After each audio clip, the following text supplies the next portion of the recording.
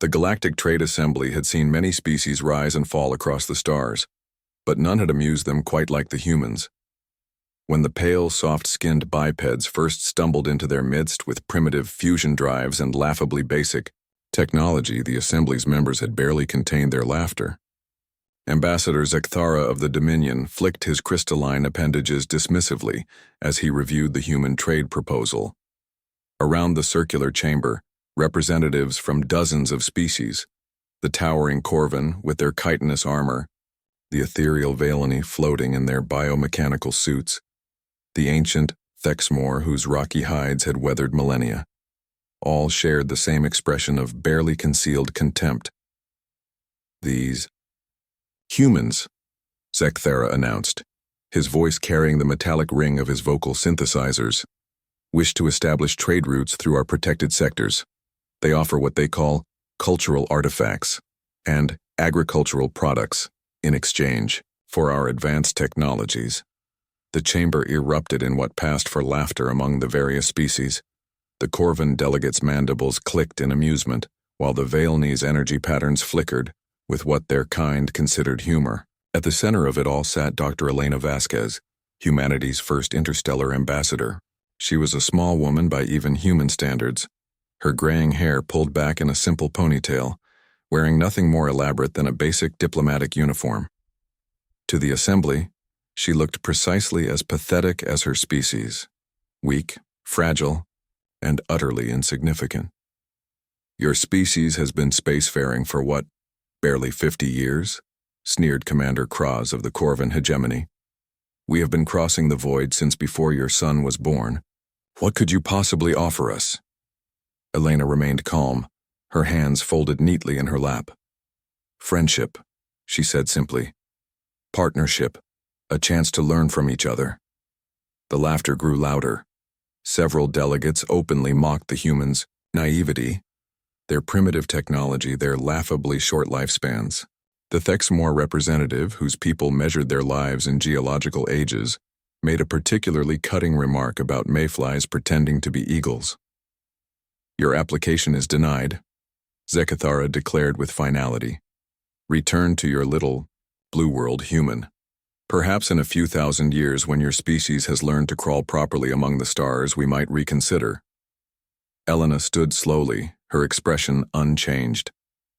I understand your decision, she said, her voice carrying an odd weight that some of the more perceptive delegates noticed but couldn't quite identify. I'll be sure to relay your hospitality to my people. As she walked toward the exit, Kraz called out one final insult. Don't let the airlock hit you on your way out, fragile little ape. The chamber exploded in renewed laughter, but Elena never turned around. She simply walked through the doors, leaving behind a group of beings who considered themselves the masters of the galaxy. That was 6 months ago. Now, as alarms blared throughout the Assembly's fortress station, none of them were laughing. Report! Zekthara barked as his aide rushed into the emergency session. Sir, long-range sensors are detecting massive energy signatures approaching from the Sol system. Whatever's coming, it's big, and it's moving faster than anything we've seen before. On the main display, the tactical readout showed a formation that defied belief. Hundreds of ships, no thousands, arranged in perfect formation.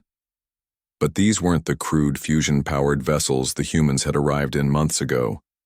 These were sleek, predatory things that seemed to bend light around their hulls, their energy signatures reading at levels that made even Dominion dreadnoughts look like toys. Impossible, whispered the Valeni delegate. How could they have advanced so quickly? The answer came in the form of a transmission that cut through every communication channel simultaneously, overriding their most sophisticated encryption as if it were child's play. Elena's face appeared on every screen, but she looked different. Now, gone was the simple diplomatic uniform, replaced by what could only be described as battle dress. Her eyes held a cold fire that made even the Corvin warriors step back involuntarily. Greetings, Galactic Trade Assembly, she said, her voice carrying across every speaker in the station. You wish to know what humanity could offer the galaxy. Allow me to demonstrate. The first wave of human ships moved past the station's outer defenses as if they weren't there. Not destroyed, simply ignored, their targeting systems somehow unable to lock onto the ghostly vessels that phased in and out of normal space. You called us fragile, Elena continued as explosions lit up the void around them. You mocked our short lives, our primitive technology, our naive desire for friendship. You were partially correct. We are fragile. Our lives are brief. And yes, we did come to you with friendship in our hearts. The station's shields that had never failed in 3,000 years of operation, began fluctuating under weapons fire that seemed to come from empty space. But you made one critical error in your assessment. Elena's voice cut through the chaos. You assumed that because we offered you friendship, we were incapable of war. You forgot that sometimes the most dangerous predators are the ones that choose to be gentle. Zekthara's hands shook as he tried to activate the emergency protocols. This is impossible. Where did you get this technology? How?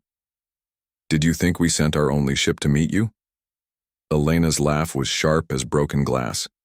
Did you believe that one small vessel represented the full might of humanity? We've been watching you for decades, learning from every transmission you've carelessly broadcast across the galaxy. While you grew fat and complacent in your ivory towers, we were listening, learning, adapting. The main display showed the impossible truth.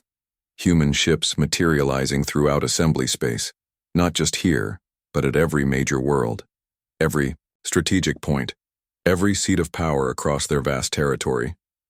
Simultaneously, perfectly coordinated. But this isn't about conquest, Elena said, her voice softening just enough to be truly terrifying. This is about respect. You had your chance to treat us as equals. You chose mockery instead. So now you get to see what happens when you mistake kindness for weakness. The attacks stopped as suddenly as they had begun. The human fleet held position, their weapons powered but silent, like wolves holding a wounded deer. The offer still stands, Elena said. Friendship, partnership, trade. But it will be offered as equals now, not as supplicants begging for scraps from your table. Choose wisely. We've learned that respect is something that can't be asked for. It can only be earned. The transmission ended, leaving the assembly in stunned silence. In the space of 6 months, humanity had gone from laughingstock to the most dangerous force in known space. They had turned their species' greatest weaknesses, their adaptability, their emotional volatility, their frighteningly fast technological development, into weapons that rendered millennia of galactic supremacy obsolete. Zekthara stared at the tactical display showing thousands of human ships holding perfect formation around their greatest stronghold. When he finally spoke, his voice was barely a whisper. Get me a direct line to the human ambassador. It seems we have much to discuss. In the depths of space, Elena Vasquez smiled. Humanity had always been good at learning from their mistakes. They were even better at ensuring others learned from theirs.